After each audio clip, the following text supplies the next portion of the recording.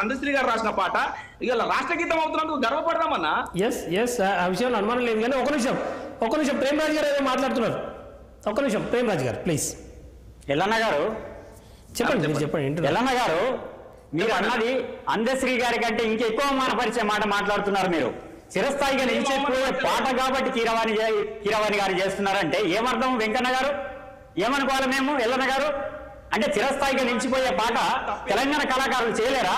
మీరు అందశ్రీ గారి కంటే ఘోరంగా మారుస్తున్నారు తెలంగాణ కళాకారుల్ని. మీరు రన్నింగ్ కామెంటరీ వద్దు ఎల్లన్న, రన్నింగ్ కామెంటరీ వద్దు. నేను చెప్పేది వినండి. నేను చెప్పేది విన్న తర్వాత మీరు మాట్లాడండి. ఎల్లన్న చెప్పండి. చిరస్థాయిగా నిలబడే పాట ఒక తెలంగాణ కళాకారులు చేయకూడదా? వాళ్ళకి అర్హత లేదా? ఆ సత్తా లేదా? మీరు ఎవరు అడగలేదు, దర్శకుడు ప్రేమరాజు అడుగుతున్నారని మీరు ఎట్లా అంటారు? మీరు 4 రోజుల నుంచి మీరు చూడట్లేదా? అంటే జరిగే పరిణామాలు చూడట్లేదా? చూడని నటిస్తున్నారా? ఫస్ట్ దీని మీద రియాక్ట్ అయితే తెలంగాణ సినీ దర్శకులు సినీ మ్యూజిషియన్స్ అసోసియేషన్ వాళ్ళు సీఎం బహిరంగ లేఖ రాశారు. రానందుకు బాగా మీరు నన్ను మాట్లాడివ్వండి ఎల్లన్న. మనకు వస్తే బాగుండు అనేది వేరన్నా. ఎల్లన్న నన్ను మాట్లాడి తర్వాత మీరు మాట్లాడండి. మీరు రన్నింగ్ కామెంటరీ చెప్తే ఎల్లన్న గారు ఒక నిమిషం ఆగండి. ప్రేమరాజు గారు మాట్లాడిన తర్వాత మీరు రెస్పాండ్ అవ్వండి ప్లీజ్. ఎల్లన్న వాళ్ళు అడగలేదని ఎందుకు అనుకుంటారు? ఫస్ట్ రియాక్ట్ అయిందే తెలంగాణ మ్యూజిక్ డైరెక్టర్స్ అసోసియేషన్ వాళ్ళు రెస్పాండ్ అయ్యారు. వాళ్ళు బహిరంగ లేఖ రాశారు మేము ఎందుకు చేయకూడదని. తర్వాత ఇవాళ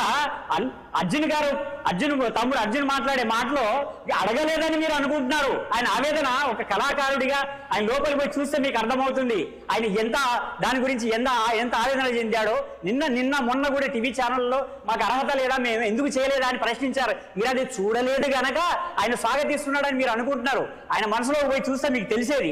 అంటే ఇవాళ ఈ తెలంగాణ కోసం ఇది ఎందుకు పుట్టింది? ఫస్ట్ ఎల్లన్న ఈ పాట ఎందుకు పుట్టింది? తెలంగాణ ప్రాంతం కోసం, తెలంగాణ స్వరాష్ట్రం కోసం, తెలంగాణ అస్తిత్వం కోసం మనం కొట్లాడే క్రమంలో ఆ పోరాటంలో నుంచి పుట్టింది పాట. తెలంగాణ అస్తిత్వం కోసం పుట్టిన పాటని తెలంగాణ కళాకారులు చేసే అర్హత లేదని మీరు ఎట్లా అంటారు? వాళ్ళకి అర్హత లేదు, లేదంటే చిరస్థాయి నిలిచిపోయే పాట కాబట్టి వేరే వాళ్ళు విన్న తర్వాత మాట్లాడండి. రామకృష్ణ అనే గాయకుడు ఆంధ్ర గాయకుడు పాడిండు. అప్పుడు కూడా మీరు ఈ ప్రశ్నిస్తే చాలా సంతోషపడేవాడిని. మరి రెండు దఫాలుగా ప్రభుత్వం ఉంది.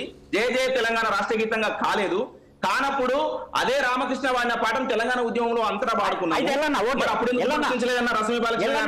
నేను సమాధానం చెప్తాను. మీ క్వశ్చన్ అయిపోతే నేను సమాధానం చెప్తా. అయితే అప్పుడు ఒకటి ఫస్ట్ పాయింట్ అప్పుడు అధికారిక గీతంగా ప్రకటించలేదు. రామకృష్ణ గారితో పాడినా గానీ, రెహమాన్ గారితో చేయించినా గానీ బతుకమ్మ పాట అనేది సంవత్సరానికి ఒకటి చేసుకోవచ్చు. మహత్తరమైనది బతుకమ్మ పాట సంవత్సరానికి ఒకటి చేసుకోవచ్చు, సంవత్సరానికి ఒకటి మార్చుకోవచ్చు. రాష్ట్ర గీతాన్ని సంవత్సరానికి ఒకటి మారుస్తారా చెప్పండి. నేను చెప్పేది వినండి. ఎల్లన్న మీరు మాట్లాడారు కదా, ఇంతసేపు ఆర్గ్యూ చేశారు కదా, నేను మాట్లాడేది కొంచెం ఆవేదన వినండి. మీరు కంప్లీట్ చేయండి. మీరు బతుకమ్మ పాట సంవత్సరానికి ఒకసారి మారుస్తారు, రాష్ట్ర గీతం మార్చారు కదా. అది చిరస్థాయిగా నిలిచిపోయే పాట. ఇక్కడ కళాకారులకు ఇస్తే, ఇక్కడ మట్టి బిడ్డలకు ఇస్తే వాళ్ళు చేస్తారు, వాళ్ళకు ఒక పేరు వస్తుందని వాళ్ళు ఆశపడటం ఏమన్నా తప్ప, నేరమా, ఘోరమా? అసలు ఇవాళ మీరు మాట్లాడుతున్నారు. అప్పుడు వాళ్ళు రామకృష్ణతో చేయించారు, అప్పుడు వాళ్ళు రెహమాన్తో చేయించారు. అంటే ఇప్పుడు వాళ్ళు చేయించారు కనుక ఇప్పుడు మేం చేయిస్తాం అంటే మీ ఇద్దరు కలిసి ఎవరిని అవమానిస్తున్నారు? తెలంగాణ కళాకారులు అవమానిస్తారా? వాళ్ళు చేయలేదు కాబట్టి మేం చేయం, వాళ్ళు ఇష్టం వచ్చినట్టు చేశారు కాబట్టి మా ఇష్టం వచ్చినట్టు చేస్తాం.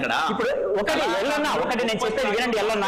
ఇప్పుడు మన ఏ దోపిడి, ఏ పీడనకి, ఏ ఆంధ్ర వలస పెత్తనానికి వ్యతిరేకంగా మనం పోరాడి తెలంగాణ తెచ్చుకున్నామో ఇవాళ ఎల్లన్న తలకెత్తుకుంటుంది. ఎల్లన్న నేను చెప్పేది విను ఎల్లన్న నా బాధ చెప్పిన తర్వాత మీరు మాట్లాడు.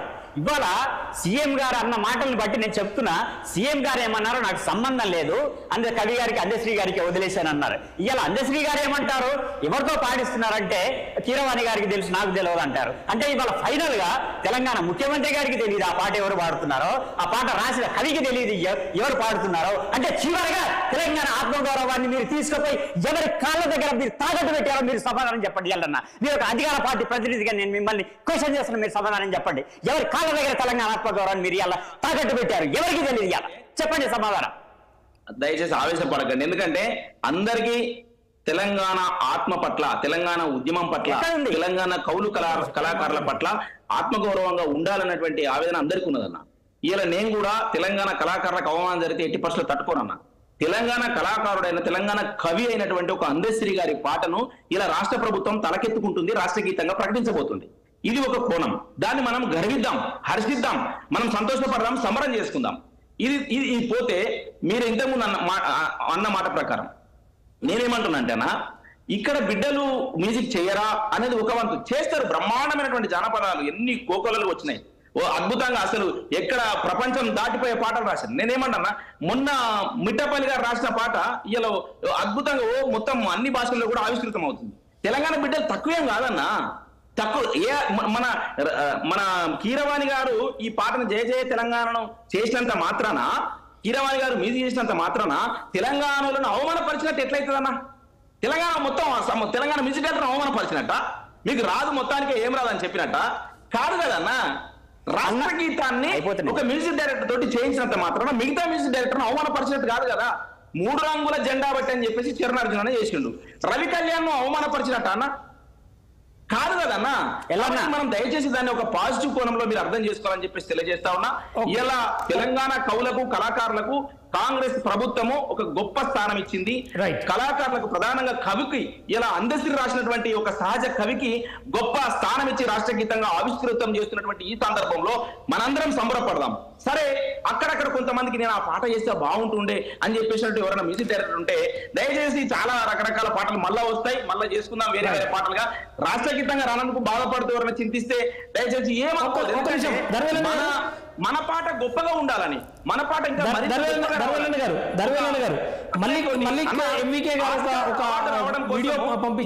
ఒక పాటను కీరవాణి గారు చేశారు. అప్పుడు ఆస్కార్ అవార్డు రావాలని చెప్పేసి ఆంధ్ర మ్యూజిక్ డైరెక్టర్ అయిన కీరవాణి చేసింది కాబట్టి నేను సపోర్ట్ చేయను అని చెప్పేసి మీరు అన్నారా అన్న? ఎవరా మన ఆశించామన్నట్లా? ఆస్కార్ అవార్డు ప్రపంచ వేదిక మీద ఆవిష్కృతం అవుతుంది. ఒక తెలుగు బిడ్డ ఇలా మన మ్యూజిక్ డైరెక్టర్ చేసినటువంటి పాట రావాలి, నాటు పాట ఫస్ట్ రావాలని చెప్పేసి కోరుకోగలమే కదా. అక్కడ మనం ఎప్పుడైనా చూసినాం మన తారతమ్యాలు? అద్భుతమైనటువంటి మ్యూజిక్ చేస్తున్నందుకు మన సంగీతాన్ని, మన సాహిత్యానికి ఆ సంగీతం తోడైతే ఇంకా అద్భుతంగా ఉంటున్నటువంటి ఒక కోణంతో అందశ్రీ గారు, కీరవాణి గారు కలిపి చేసినటువంటి పాటను అందరం స్వాగతిద్దాం. ఇది గొప్ప పాటగా ప్రపంచంలోనే తలదన్నేలా నాటు పాట ఎట్లయితే హిట్ అయిందో, ఎట్లయితే ఉండేనో రాష్ట్ర గీతం కూడా ప్రపంచ వ్యాప్తంగా దశ దిశల చాటుకునే విధంగా ఉండబోతుందని చెప్పేసి నేను తెలియజేస్తా ఉన్నాను. ఎలన గారు నాటు పాటతో మన తెలంగాణ గీత దయచేసి అక్కడ వద్దు. నాటు పాట దగ్గర ఉన్నారండి వీళ్ళు. ఒక నిమిషము. మళ్ళీ ఎంవికే గారు ఒక వీడియో పంపించారు, ఒక్కసారి అది విందాము. అది విన్న తర్వాత మనం డిబేట్ లో కంటిన్యూ చేద్దాం. మల్లిక్ గారు వీడియో ఒకసారి చూద్దాం.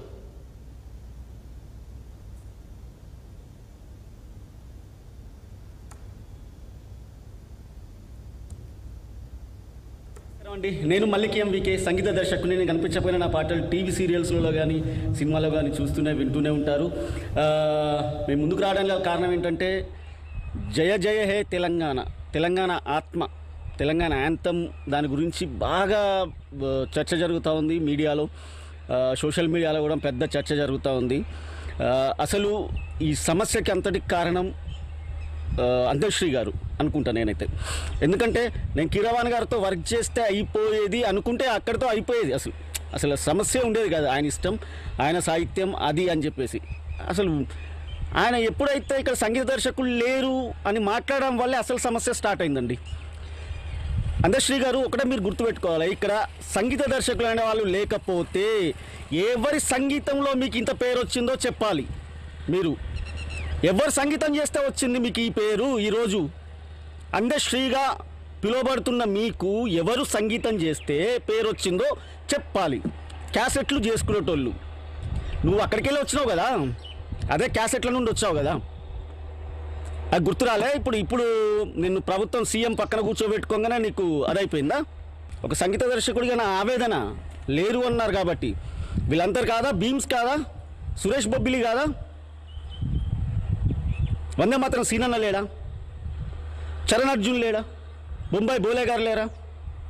ఒకవేళ నీకు ఆ సినిమాటిక్ హంగులు ఆర్భాటాలు కావాలనుకుంటే ఎవరు లేరా?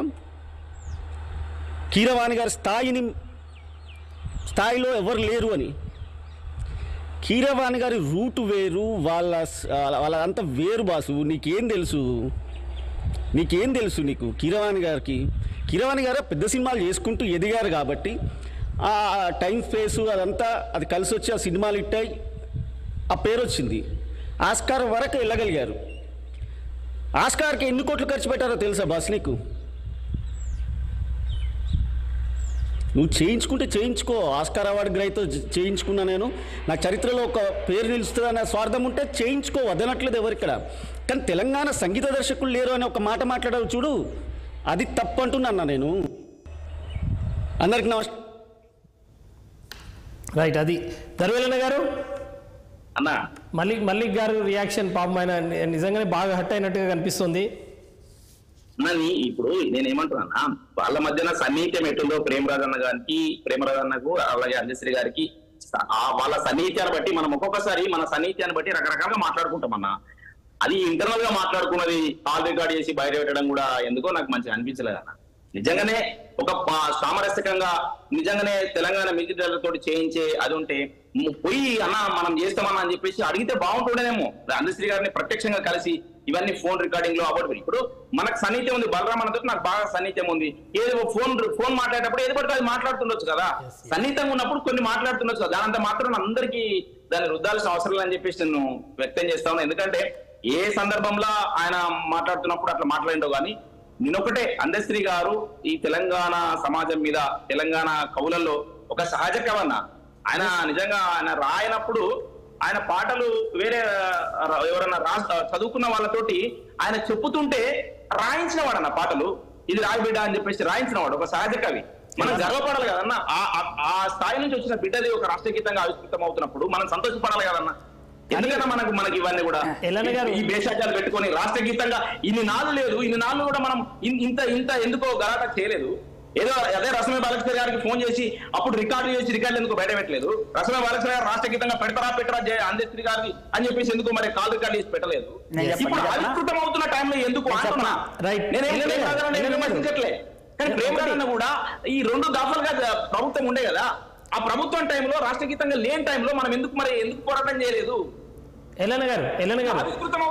ఆవిష్కృతం అవుతున్న టైంలో ఇవన్నీ మనకి ఇంత గలాట ఎందుకు అంటున్నా. ఆవిష్కృతం అవుతున్న టైంలో మనం సంబరపడదామన్నా, సంతోషపడదాం. మట్టి బిడ్డ అందశ్రీ పాట రాష్ట్ర గీతంగా ఆవిష్కృతం అవుతుంది. 2 దఫాలుగా లేని పాట ఇలా రాష్ట్ర గీతంగా ఉండబోతున్నది. పుస్తకాలలో ఇంతకు ముందు వాళ్ళు ఇష్టం వచ్చిన చరిత్ర రాసి పెట్టుకున్నారు. ఇప్పుడు మన పాట రాబోతున్నది, మనం గర్వపడదాం. ఓకే ఎల్లన్న గారు, ఇవాళ అందశ్రీ గారి మీద అపారమైన గౌరవం ఉంటుంది అందరికీ. తెలంగాణలో ఉన్న తెలంగాణ బిడ్డలందరికీ కూడా దాదాపు ఆ స్థాయి గౌరవం ఉంటుంది. ఇవాళ కూడా ఆయన పట్ల ఉన్న గౌరవంతోనే ఆయన సెకండ్ ఆడియో ఒకటి బయటకు వచ్చింది. ఆయన పట్ల ఉన్న గౌరవంతోనే అది మేము బయట పెట్టలేదు, నాకే నచ్చలేదు. చాలా కొన్ని పాయింట్స్ చాలా ఇప్పుడు ఎక్కడైతే ఒక ఆడియోలో కొన్ని విషయాలు ఉంటే చాలా చిన్న విషయాలకే ఇవాళంతా కూడా తెలంగాణ సమాజం రియాక్ట్ అవుతున్న పరిస్థితి. ఆ